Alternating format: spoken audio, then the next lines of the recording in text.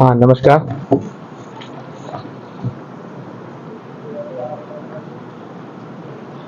लगभग 13 महीने प्रदेश में भारतीय जनता पार्टी की सरकार बने हुए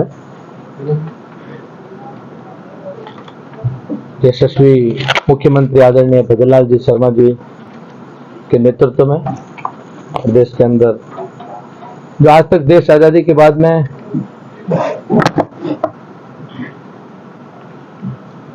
कभी ना हुआ वैसा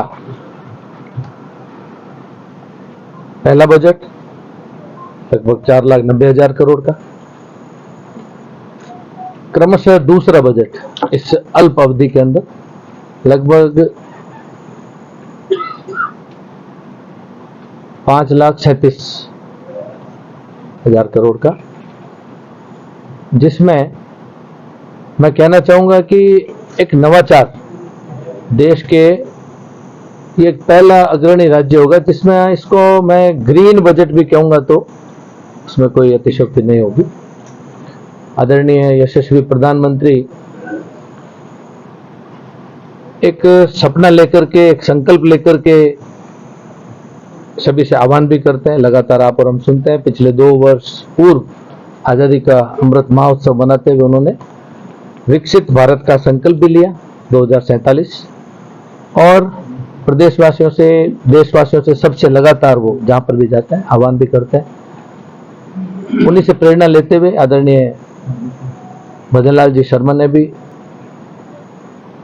जो प्रथम बजट दिया उसमें सिरोही जिले के अंदर यदि मैं चर्चा करूं तो पिछली बार मोटा मोटी 41 कार्य थे, 41 घोषणाएं सिरोही जिले के लिए थी, जिसमें से 2 कार्य तो मेरे को बताते हुए खुशी है कि पूर्ण भी हो चुके हैं और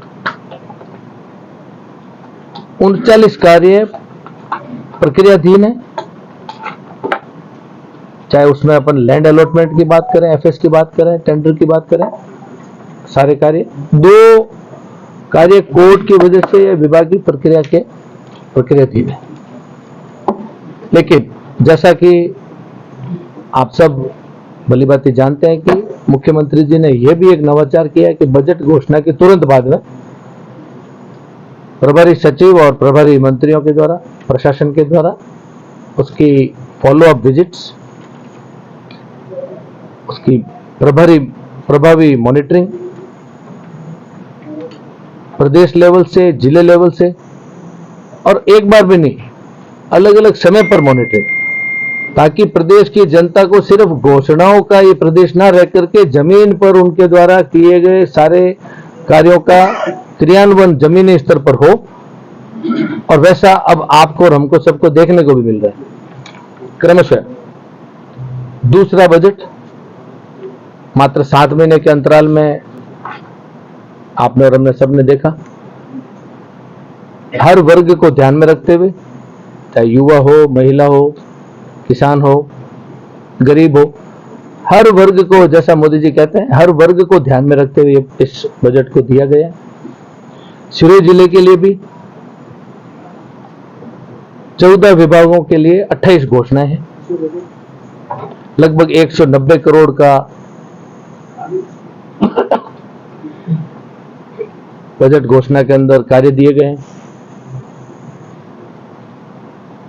सिरोही में 15, आबू पिंडवाड़ा में 7 और रेवदर में 10।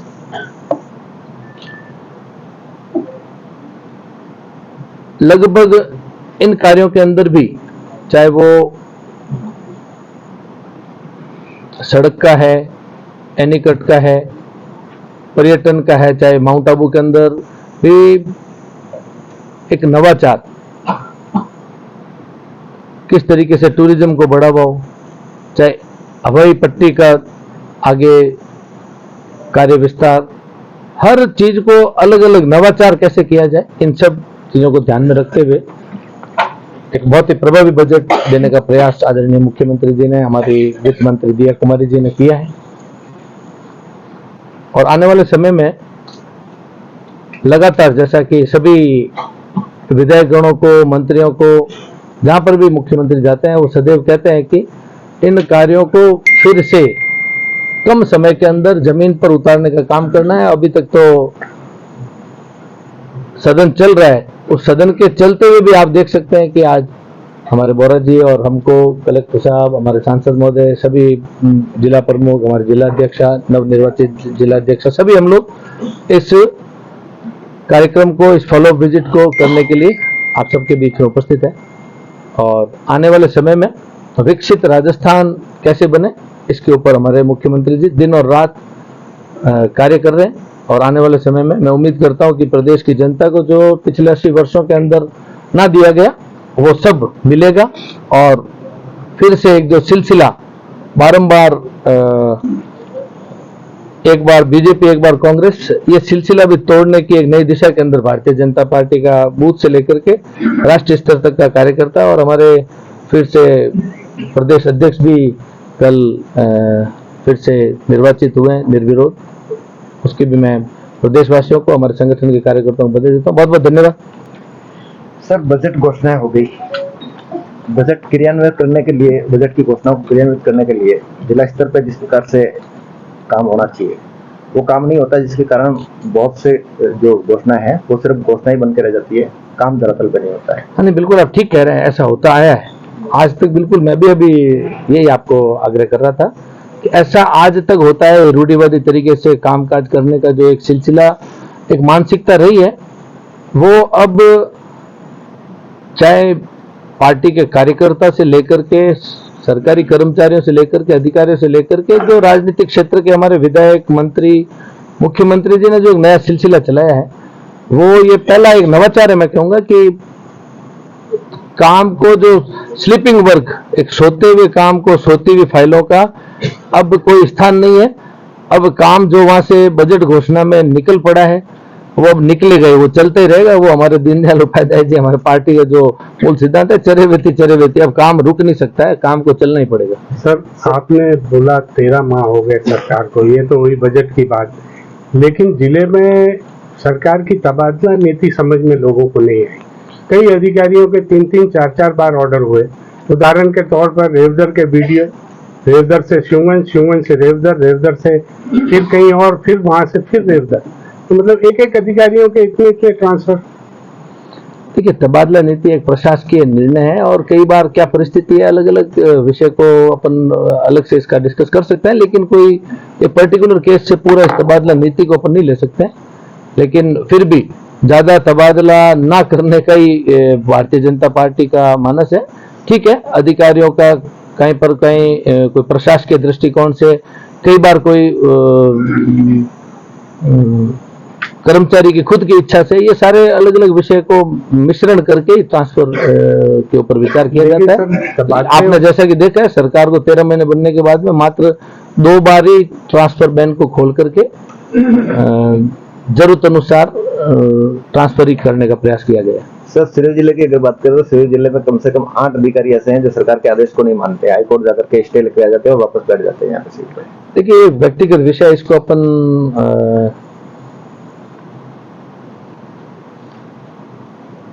सरकार का इसमें कोई रोल नहीं है, क्योंकि ये एक निजी विषय है कि कोई व्यक्ति कोर्ट में जाता है, कोर्ट की शरण लेता है, उसका मौलिक अधिकार है। सरकार ने आदेश किए, उसके बावजूद भी वो सरकार को ठेंगा दिखा करके बैठा है यहाँ पे। उसकी हम, तो ये सरकार के लिए शर्मनाक बात नहीं है। ऐसा कोई पर्टिकुलर विषय है तो उसकी जानकारी जुटा करके कुछ अलग निर्देश दिए जाएंगे। सर, दूसरा सवाल मेरा ये है कि विधानसभा के अंदर कांग्रेस के 6 विधायकों को निलंबित किया गया। एक मंत्री के द्वारा इस प्रकार की ओछी टिप्पणी की गई एक नेता को लेकर के, जो सदन का सदस्य नहीं है, क्या कहेंगे आप इस पर? देखिए, मैं इसमें ये कहना चाहूंगा कि मैं इसमें ये स्वीकार नहीं करूंगा ओछी टिप्पणी। आज अपन, एक सम्मानजनक शब्द है, अपन दादा दादी, चाचा चाची, अपन अपने जो ये एक गरिमापूर्ण असंसदीय शब्दावली, ऐसा प्रयोग मंत्री द्वारा नहीं किया गया। लेकिन जिस तरीके से लगभग 80 वर्षों के अंदर ये जो राजस्थान प्रदेश के एक शांतिप्रिय प्रदेश की ऐसी परंपरा नहीं रही है कि